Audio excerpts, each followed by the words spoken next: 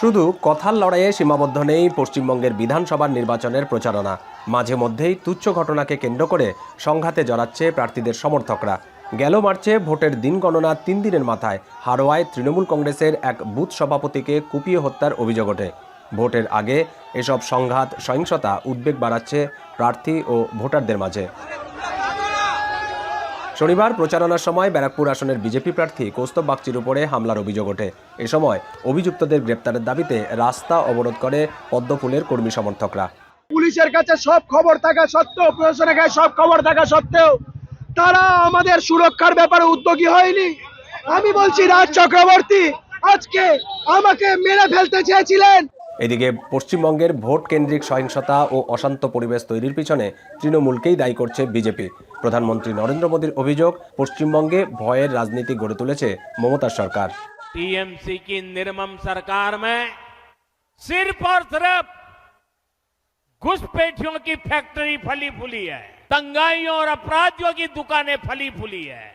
পাল্টা তৃণমূল সভানেত্রী মমতা বন্দ্যোপাধ্যায়ের অভিযোগ, বিজেপির কারণে গোটা দেশের সর্বনাশ হয়েছে। কালকে আসামে ডাবল ইঞ্জিন রাজ্যে ভোট করেছে, উত্তরপ্রদেশ থেকে 50,000 লোক নিয়ে এসে ট্রেনে করে, আমি শুনেছি এটা। নির্বাচনী সংঘাত পর্যবেক্ষণকারী সংস্থা armed conflict location and event data প্রজেক্টের তথ্য বলছে, গত 6 বছরে ভারতের অন্য যে কোনো রাজ্যের তুলনায় পশ্চিমবঙ্গে নির্বাচন কেন্দ্রিক সহিংসতা বেশি ঘটেছে। এর মধ্যে 2021 সালের বিধানসভা নির্বাচন ছিল সবচেয়ে রক্তক্ষয়ী। নির্বাচনে 300টি সহিংসতার ঘটনা ঘটে, যেখানে অর্ধশতাধিক মানুষের মৃত্যু হয়। তবে অন্য রাজ্যের তুলনায় পশ্চিমবঙ্গে ভোট সহিংসতা বেশি নিয়ে ভিন্ন অভিমত দিচ্ছেন প্রার্থীরা। আমরা মনে করি সহিংসতা বন্ধ করা উচিত, শান্তিপূর্ণভাবে ভোট হওয়া উচিত, কারুর যেন কোনো আঘাত না লাগে ভোটকে কেন্দ্র করে।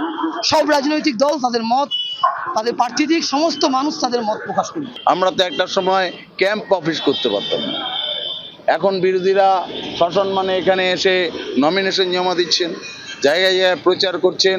আমরা তো বারবার বলি, বামপন্থীরা হিংসা করেছে, তারপরে মমতা ব্যানার্জি সেই হিংসাকে ভর করে সরকারে আছে। আগামী 23 ও 29 এপ্রিল 2 দফায় অনুষ্ঠিত হবে পশ্চিমবঙ্গে বিধানসভার নির্বাচনের ভোট গ্রহণ, আর ফল ঘোষণা করা হবে আগামী 4 মে। দীপক দেবনাথ, এখন কলকাতা। কালার এক্সপার্ট এবং ডার্ক স্যাপ সমৃদ্ধ অরিক্স অ্যাডভান্স ডিটারজেন্ট পাউডার, আপনার লন্ড্রি এক্সপার্ট।